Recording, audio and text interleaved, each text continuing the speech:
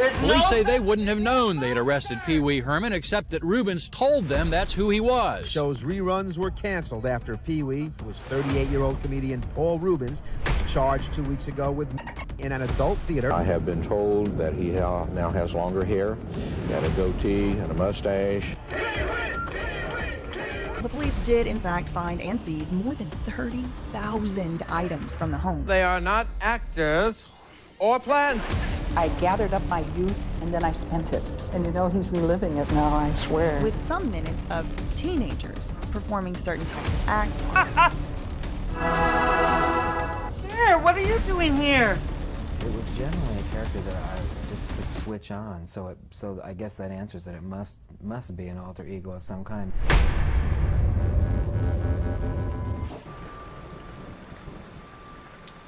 Welcome to BJ Investigates, a show I just created and might never do again. In last week's episode, we talked about Cher, and in particular, the conservatorship that she's trying to get over her grown adult son's trust fund, so make sure to check that one out if you missed it.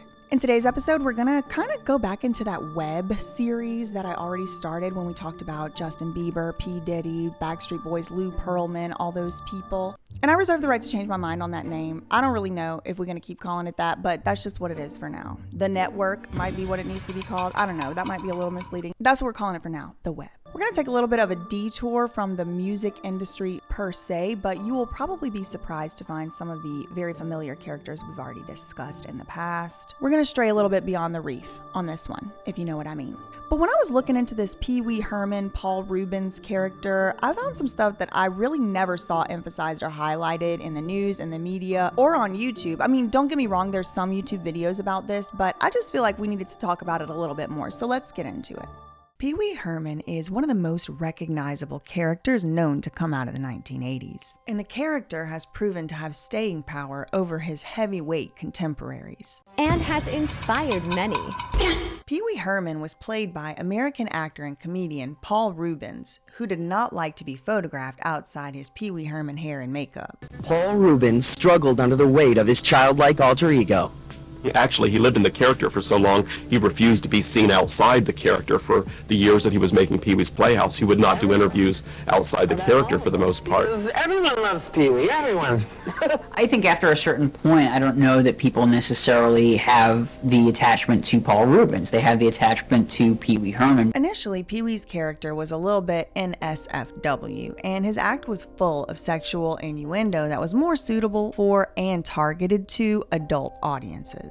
Well, the show was operating on any number of different levels. And on the one hand, it was a traditional children's show where it did teach, certain basic values or lessons in each episode, whether it was, why it's bad to steal or just how you're supposed to behave at the breakfast table. But there were whole other layers that you could appreciate it on, even if you weren't necessarily the target audience. As the character became more popular, Reubens would tone down this innuendo to appeal to a wider audience, including children. That strategy proved to be very successful. In the blink of an eye, Pee-Wee Herman was everywhere, and for a large portion of the 80s, he stayed there. He was doing Christmas specials with Cher. He was on David Letterman. I got this book, Part-Time Boy. Yeah, that's really good reading. I haven't read it yet, but... He presented at the Oscars. Our first nominee.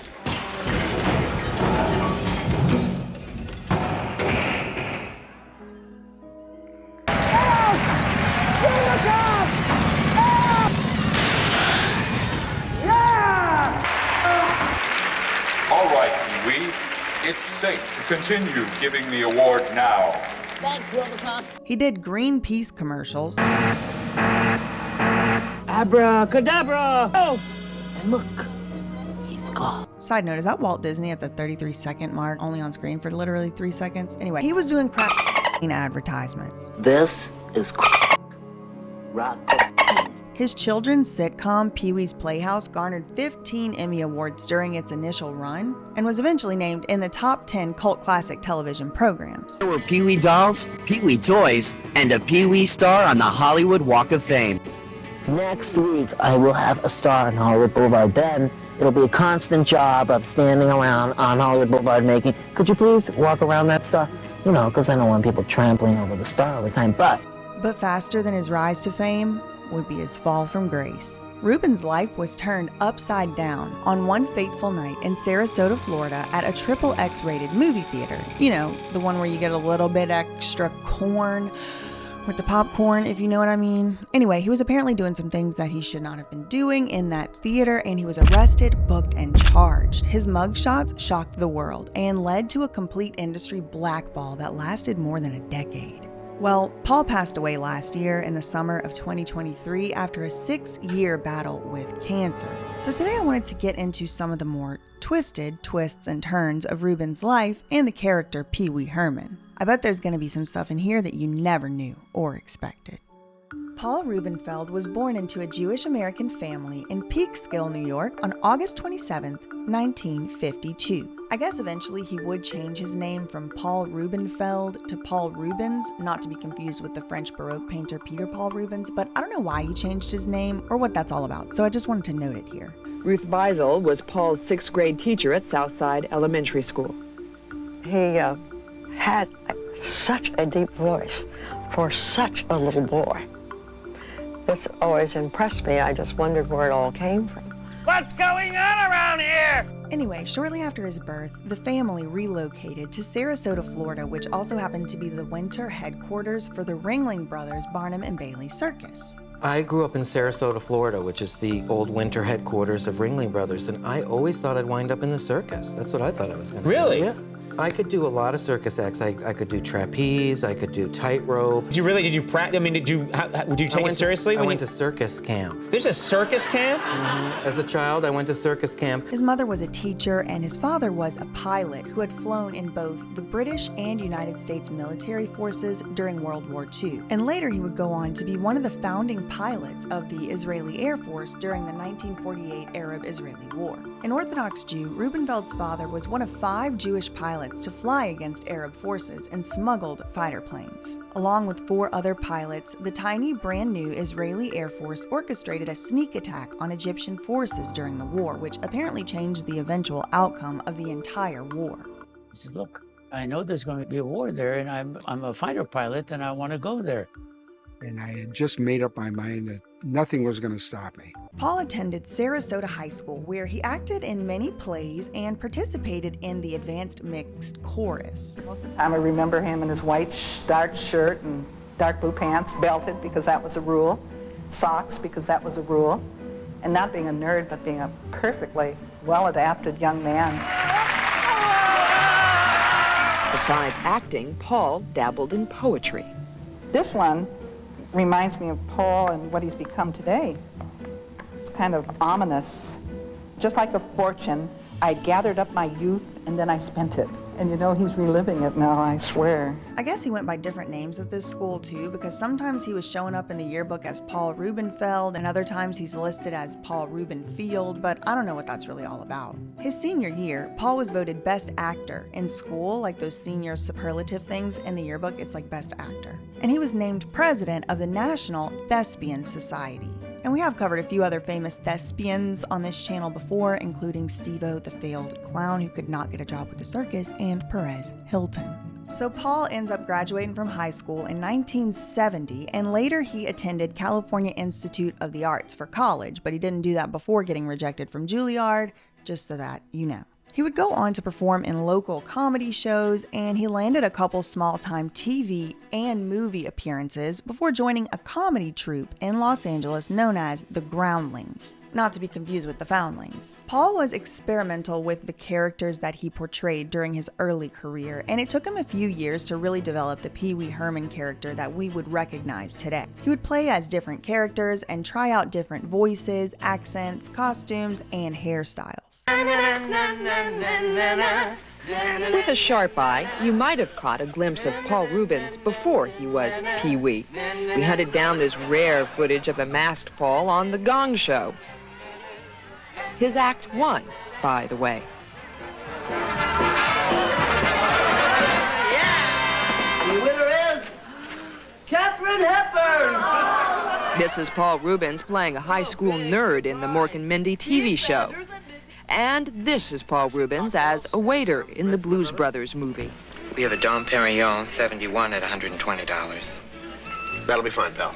He appeared in the 1970s on The Gong Show a couple of times and also on The Al and Arnie Show. I had never actually heard of either of these before this research for this particular video, but yeah. And he was playing all these different characters and all the different costumes and all that. And I mean, according to the interviews from his contemporaries of the time, Paul was nothing short of a shapeshifter, but I digress. Paul Reubens' identity is so secret, even his colleagues have trouble recognizing him. Eric Herman was the animation producer for the first season of Pee-wee's Playhouse.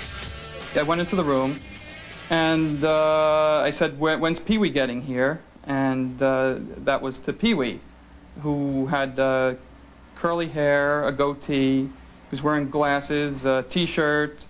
I think I detected a tattoo on the left arm. And I thought, you know, man, that's weird. It was during his work with the Groundlings troupe, particularly during a 1978 improv exercise where Reubens came up with the idea of a man who wanted to be a comic, but he was so inept at telling jokes that it was obvious to the audience that he would never make it. It goes back and forth between being an alter ego and just a character. I've been asked a lot, where did I come up with the character and how did it develop, and it certainly did develop over a period of time, but it was generally a character that I just could switch on, so I guess that answers that it must be an alter ego of some kind, because I can just turn on the character and know what he thinks and know what, I don't have to give it a lot of thought, particularly since I've been doing it for 2 or 3 years now. Well, Paul would then audition for Saturday Night Live for the 1980 to 1981 season. And Paul auditioned on the exact same day as Gilbert Gottfried. And Gilbert Gottfried, if you haven't heard or if you don't know, he was pretty much a huge comic titan of the time. So according to Paul, he never stood a chance at getting that SNL spot over Gilbert. Not only were Paul and Gilbert the quote same type of actor, but according to Paul, the fix was in because Gilbert apparently was friends with one of the SNL execs. You said SNL was terrible? Yeah, the season I was on, the original cast left. Oh, really? So people hated the show before it even got on the air. Lorne Michaels left at one point in time? Yeah, I didn't know that. Yeah. And he came back? Yeah. The idea back then of Saturday Night Live with different cast members, that just wasn't. Now it's like the cast changes every 5 minutes. Right. But back then it was like, no, it would be like saying in the middle of Beatlemania that, we're getting 4 other guys to be the Beatles. And so there were news stories and articles saying, how dare they? This was sacrilege. We were the second cast, and it's like... And everybody left? Yeah. All the original people were gone. And it was like, you don't want to be the replacement. You want to be the replacement of the replacement. Because then you get one guy that's the sacrificial lamb that they throw into the fire, and then... So basically, Pee-Wee Herman accused Gilbert Gottfried of being an industry plant. Anyway, he obviously doesn't get the part on SNL, and he was pissed. So he borrowed money and decided to start up his own show in Los Angeles as Peewee Herman, the current version of the character he had been developing for those past few years in his comedy training. A friend and I came up with really the concept of it, which was to move Pee-wee from being a bad stand-up comic to living in a playhouse and having his own kiddie show. So we came up with that idea, and I came up with most of the characters, like who peopled the Playhouse, and then we cast it out of the Groundlings, and those people came in. I worked with a co-director, and he and I directed it and supervised the writing, which was a lot of just editing tapes and going back over and re-improvising things that we did. So the writing credits on the show are the whole ensemble, plus the guy who directed it. He was moderately successful even right off the bat, landing a minor role in a Cheech and Chong movie. In 1981, Pee-wee was featured in an HBO special. The same season of Saturday Night Live he had auditioned for was still airing at the time, and he was a major hit. Pee-wee Herman, what a snazzy guy! Where do I go when I want to go when I want to have some fun? Pee-wee, Pee-wee, Pee-wee, thanks for it!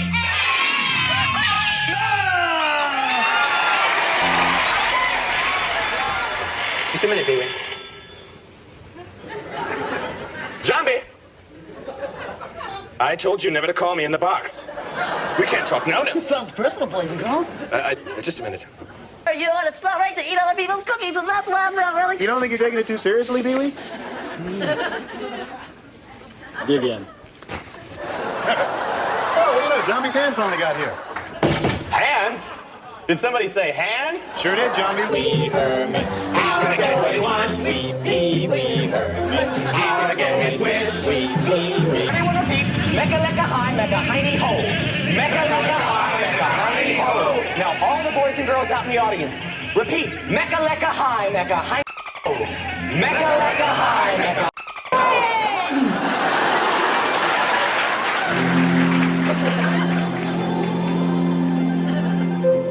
I am the luckiest boy in the world. My wish to fly has come true. I am the luckiest boy in the world. I'm so much luckier than you. During the mid-1980s, Reubens traveled the United States with a whole new Pee-Wee Herman show, playing at the Guthrie Theater in Minneapolis, Caroline's in New York City, and in 1984, in front of a full Carnegie Hall. And he generally got positive reception and reviews from the public and critics. The most common negative criticism pertained to the sheer weirdness of the character and the act. Some called it bizarre, and others named Pee-Wee the weirdest comedian around. In 1985, Reubens would write and star in a full-length feature film in connection with Warner Brothers called Pee-Wee's Big Adventure. And in 1986, he would go on to act, produce, and direct his live-action children's program, Pee-Wee's Playhouse, with a budget of $325,000 per episode, the same price as a prime-time sitcom, with no interference from CBS. The opening credits of the Playhouse show were sung by Cyndi Lauper under the pseudonym Ellen Shaw. Pee-Wee's Playhouse was designed as an educational yet entertaining and artistic show for children, but it did have a dual audience of both adults and children. Reubens says Pee-Wee's Playhouse was greatly influenced by 1950s shows that he had watched as a child, including Howdy Doody and The Mickey Mouse Club.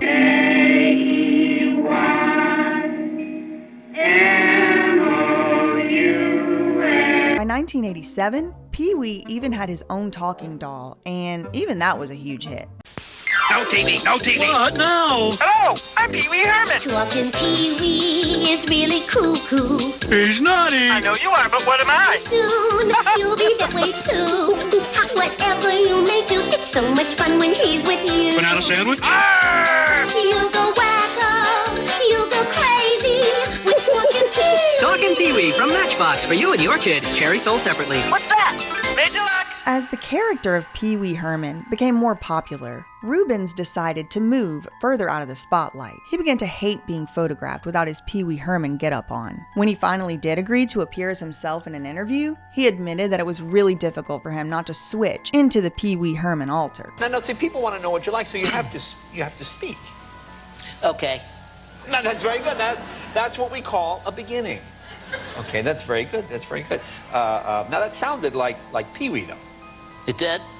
See, that sounds like Pee-Wee. That doesn't sound like Paul. No, this is my real voice. Oh, very well. Oh, that seems, yes, the crowd, yes. His stated reason for this separation was he was trying to, quote, get the public to think that that was a real person. When you're talking to Paul, he seems almost to have no energy.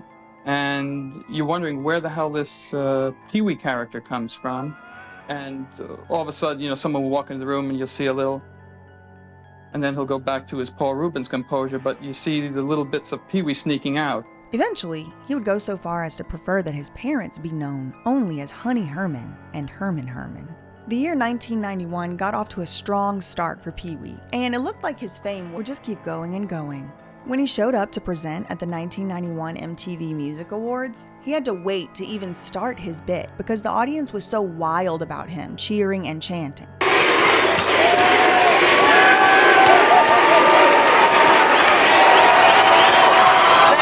It would all come crashing down one fateful day in July 1991, when Paul was arrested for indecent exposure at an adult movie theater in Sarasota, Florida.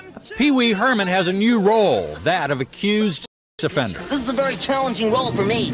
I walk, I talk, I crawl on my belly like a reptile. Mr. Herman. According to police, though, he did more than that. Pee-Wee Herman is played by actor Paul Reubens. Friday night, he went to a XXX theater in Sarasota and watched Nancy Nurse. Undercover agents say he exposed himself twice, and they grabbed him. Apparently, an undercover police officer had been watching Paul when he allegedly was doing something he wasn't technically legally supposed to be doing in the movie theater. The undercover officer that observed the violation actually observed him manipulating his and while in the theater in plain view, basically. There was a trial and there was all kinds of stuff going on. I'll just put the clips in here. People were pro-Paul, anti-Paul, people had opinions. Big misadventure continues to grow. Paul Reubens, who invented and perfected the ultimate misfit, found himself the focus of worldwide scrutiny after his arrest last month on a morals charge. Now compassion for his cause is starting to surface. From San Francisco across the nation to New York, Paul Reubens fans are rallying to his support. One group has even formed a Pee-Wee Herman defense club. They're reacting to his arrest last month for indecent exposure at a Sarasota, Florida adult movie theater. Supporters charge the media has gone into a feeding frenzy with its news coverage. They say the press is exploiting the scandal in print and over the airwaves. It's also beginning to rankle some in Hollywood, like comedian Cheech Marin. He hasn't even got his day in court yet. I mean, it's a shame that the way that the media and then the rest of the people have crucified him before he's even had a day in court, and even if he is, so what? The Hollywood trade paper Daily Variety printed this letter from actor Tim Matheson, who attacked CBS for pulling Pee-Wee from its programming. I just thought, you know, when you work with a company and you share successes with a company, what's wrong with a little loyalty or support, you know? And I just wanted to voice that and just let him know that I support him. You know, he's innocent until proven guilty. This is America. So does Elizabeth Daly, Reubens' co-star in Pee-Wee's Big Adventure. He's an incredible genius, and to be pulled off his show after giving people incredible amounts of joy and children laughter and adults laughter, I think that's disrespectful of his talents. Apparently, that's also the opinion of many ordinary Americans, according to Entertainment Weekly magazine. Next week's issue features a Gallup poll survey. It shows people are sharply divided about whether Pee-Wee is getting a fair deal or not, according to editor Stephen Redicliffe. 40% said no. They thought that he was treated unfairly by the media. And also people, a pretty large percentage of people thought CBS was wrong to pull the 5 remaining Pee-Wee reruns from the Saturday morning lineup. Parents who were polled provided the biggest surprise. And what was surprising was the answer to the question, would you let your kids watch a Pee-Wee movie or show after this? And 49% of the people said yes. But Paul himself pleaded no contest in the case, and he was sentenced to 75 hours of community service. Reubens was charged with a misdemeanor and could face 2 months in jail and a $500 fine. However Reubens resolves his legal problems, how do parents answer their children's questions about a Saturday morning hero being arrested for indecent exposure? Psychologists say listen carefully and answer just what's asked without giving details your child's not ready for. A preschooler, for instance, might be told that the actor who plays Pee-Wee went someplace that Pee-Wee shouldn't go and they say he did something wrong. Older children might be told that the actor is accused of touching his in a movie theater and that is against the law. Reubens has been arrested twice before in Sarasota, once for possession of and once for loitering outside an adult theater and bookstore. He was not found guilty either time. And I did read somewhere, apparently he was forced to do this anti-drug PSA as a condition of the probation. I'll put that in if I can find it. Anyway, as a result of his no contest pleading, he was sentenced to 3 years of probation. Well, the Playhouse show was canceled, and Pee-Wee basically disappeared for like 10 years. And to be honest, when I was researching this case, I kind of felt like the slightest, tiniest bit of sympathy for him. Like, yeah, I mean, was he doing something kind of gross and nasty? Yes. But the hashtag Free Pee-Wee crowd had made some compelling points, like, for example, this, quote, crime really didn't have any victims. And also, they would mention how many people did the exact same type of behavior and they never got arrested, much less put in the news. Let Peewee Herman go. Let him rock and roll. This was today in Greenwich Village. Pee-Wee Power. Celebrities and fans turned out for the beleaguered child TV star. As Matthew Schwartz reports, they made their point loud and clear. It was bizarre, even for New York. 400 people closed off a busy Greenwich Village street for an hour to rally for Pee-Wee.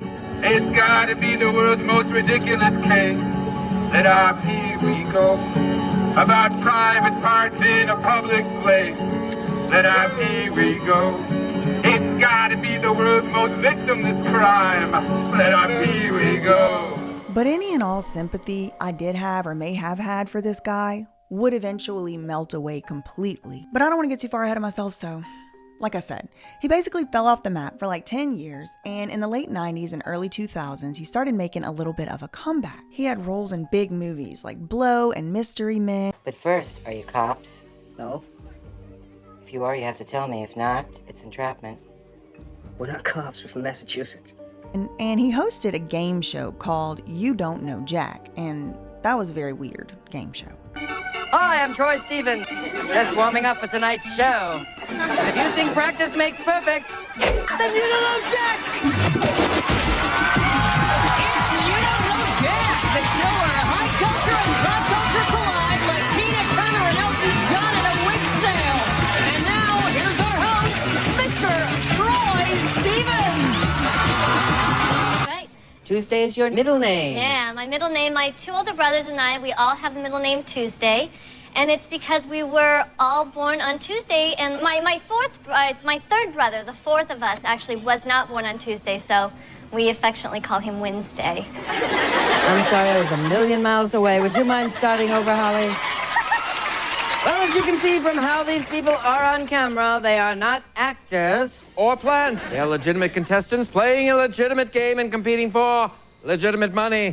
As a matter of fact, the only thing illegitimate on this show is me. But he wasn't back in the spotlight for very long before he was facing some different and way more severe allegations and charges, also stemming from this alleged obsession with corn and corn-type materials. In November 2001, while Paul was working on a project with David LaChapelle and Elton John and Justin Timberlake, Paul's house was raided by police, and what they found was shocking and disturbing to say the least. The police had been tipped off by an unnamed source that Paul allegedly had explicit images of children in his house. Well, the police did in fact find and seize more than 30,000 items from the home, including images of explicit material, including at least 170 images of children engaged in certain types of acts. According to reports from the time, 20 to 30 Polaroids of apparently underage boys,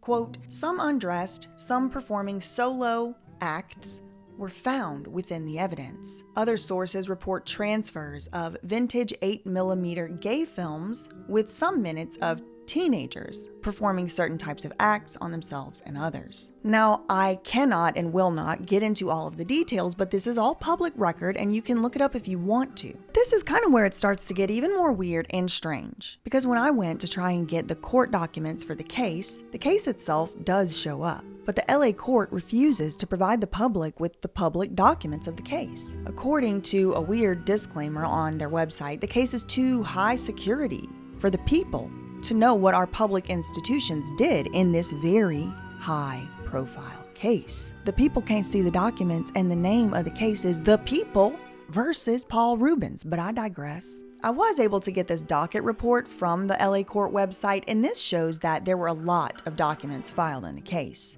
I also found that Paul was charged with 2 counts under the penal code. One was dismissed in 2004 as part of some kind of plea deal or settlement. The other was dismissed in 2007, pursuant to this California code that allows felons who are done with their sentence to petition the court for a dismissal of their charges. And even though I wasn't able to get the legal documents from the case, which again, I really don't know why, I was at least able to gather some clues from the newspaper archive of newspapers that were coming out at the time. For one, Paul's attorney was none other than Hollywood's favorite lawyer for perverts, Blair Burke. She defended Harvey Weinstein, Bill Cosby, and Prince Andrew, just to name a few. Now, in the Paul Reubens case, Blair argued a bunch of technicalities about this cheese pizza type of material, including that the silly little statute of limitations had already run in the case. She was arguing that because this cheese pizza was made before the cheese pizza law was passed in 1989, then her client Paul couldn't be charged with anything under that law. For the rest, she basically argued that Pee-wee was an upscale art collector, not a cheese pizza collector. And Blair told the court that Paul had a, quote, vast and valuable historical collection of artwork,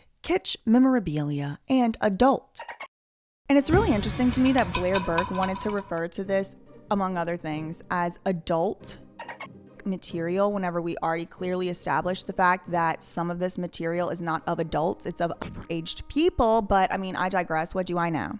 But the more I looked into the newspaper archives on this case, the more I began to wonder what the real reason behind keeping these documents from we the people might be. For example, this article mentions another one of Blair Burke's arguments to the court, namely that even though Paul's extensive collection did include a video of actor Rob Lowe engaged in a certain act with an underage girl, Blair Burke, the lawyer, noted that prosecutors had agreed to abandon their plan to indict Reubens on that bit of evidence. Well, I found this other article that refers to this seemingly illegal material as Rob Lowe's sex tape, which I mean, I'm not sure I would refer to it as that, especially in a newspaper article, but yeah. And even a pre-TMZ Harvey Levin weighed in on the story, seemingly kind of defending Rob Lowe in this transcript I was able to somehow miraculously uncover. But his retelling of the story in this transcript does put some pieces together at how the cops ended up raiding Reubens' house in the first place. According to this transcript, Harvey Levin, the owner of TMZ,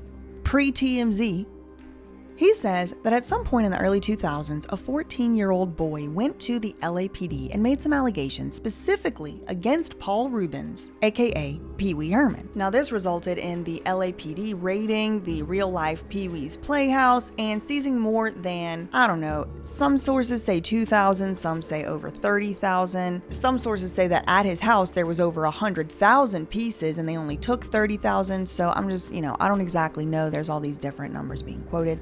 But thousands, at least, explicit images and hundreds to thousands of hours of video from Paul's collection. So the LAPD took that out of the home, according to reports. And in this Harvey Levin interview that he did, pre-TMZ and all that, he had a show going on called Celebrity Justice. So he plugs his show, Celebrity Justice, in his interview with CNN. So that interview, as well as another article I found, referenced a January 7th, 2003 episode of Harvey's show called Celebrity Justice. But that episode seems to be missing from the internet, much like the court documents in this case. And there's even a blink and you missed it flash of Pee-wee Paul Reubens in the Celebrity Justice promo from 2002. So where is that episode and why is it missing? Look, in this January 8th, 2003 New York Post article, the author references a police report that Harvey Levin featured on, quote, yesterday's episode of Celebrity Justice. I also found a TV guide listing from January 7th that clearly shows Celebrity Justice airing that day at 11 a.m. But when you go to the IMDb page for the show Celebrity Justice, there's no mention of a January 2003 episode at all. It's just missing. Look, according to the page, the very first episode ever was aired on February 9th. 2003. There's no episode preceding it on the page. Anyway, even though Paul, 1, pled guilty to a misdemeanor obscenity charge of possession of obscene materials with the intent to distribute involving photographs that were seized from his home, 2, agreed to register as a bleep offender, and 3, admitted that he was in fact in possession of at least 170 images of minors with their private parts exposed, engaged in a certain type of act, his representatives were adamant that he was being blackmailed. In his own defense, Paul would describe these depraved and deranged images as a kitsch collection of erotic art. And that just honestly reminds me so much of another weirdo freak that we've talked about on this channel, Mark Leta. His deranged followers very often comment on my criticism of him, telling me that I just don't understand art. And it seems like a common excuse for these freaks, in my opinion. I honestly wonder whether they actually repeat this depraved excuse so much that they started to believe their own bullshit. But no, images and photographs of naked children under the age of 18 engaged in or talking about sexual acts is not art. It is disgusting. And I wouldn't be doing what I'm here on this earth to do if I just let it slide without taking a very serious and unwavering stand on this issue, in my own opinion. Anyway, like I said, Pee-Wee Herman, Paul Reubens, Rubenfield, did pass away in July 2023. But just 2 months before he passed away, he had filed a lawsuit against this memorabilia collector company. And it was more than $1 million he was suing for, and it had to do with props and items from the Pee-Wee Herman show and all of that. So I'm not really sure where that lawsuit stands or what ended up happening with it, who's in charge of the estate, anything like that. And unfortunately, because all of the court records are hidden from public view, I really can't tell you much more about what happened in that lawsuit. Like I said, he did serve a few years on probation, and it seems like ultimately he was able to move on from the whole ordeal because he was still being interviewed by late night hosts and stuff in 2020. I'm still watching. Make me uncomfortable. Sorry. Okay, I'll look away. He did another movie in 2016 with Netflix or something. I really don't remember. I really don't know. Give me Paul, give me David. And then while Pee-Wee was back on his come up, I keep calling him Pee-Wee, it's so hard to differentiate Paul, Pee-Wee, whoever. When he was back on his come up, he was making all these different appearances. Thanks for doing what you can to help our Mother Earth. Oh my gosh, I can't believe it's you. You are so funny. You know what's not funny? Global warming. Oh. He was being accepted right back into the Hollywood fold. As you can see here in this clip, he's with Snoop Dogg hanging out backstage and doing whatever. But look at this man right here. Doesn't that look suspiciously similar to the very first person who ever was featured on Soft White Underbelly, aka Mark Lata's channel, that Don Bishop pimp, whoever he is? So now we got Pee-Wee Herman hanging out with him. I mean, honestly, whenever I saw this clip, I was waiting for Mark Lata to just peek his head inside the room, to be honest. But he didn't. That would have been such a jump scare.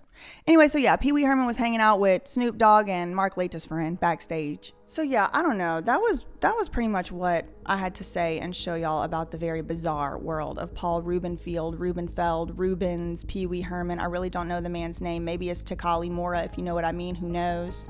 I did find that to be quite interesting. I mean, I found a lot of things about his past to be interesting, but overall, I personally, in my personal opinion, think the man was a creep. I really do. I think he was a creep. I think he got off very easy for the 2001 allegations that were made specifically against him. I mean, the 1991 movie theater thing, you know, reasonable minds might be able to disagree on that one. But I think that for me, the nail in the coffin, no pun intended, was really this whole 2001 to 2002, admitting to have certain of these images, admitting to, you know, whatever. Again, this is all in the public record. Y'all can look it up. That's just my opinion. That's just my opinion. And sometimes you really can know a person by the company they keep. Like, I don't know, he's hanging out with Mark Lata's friends, and y'all already know how I feel about him. And Cher. Y'all missed that video last week, go watch it, because look, she's all in the mix with the Pee-Wee Herman. I did not expect to see so much Cher in this research, but hey, I should have probably. That's all I really had for today. In the meantime, facts ain't defamation. Love you, mean it. Okay, bye.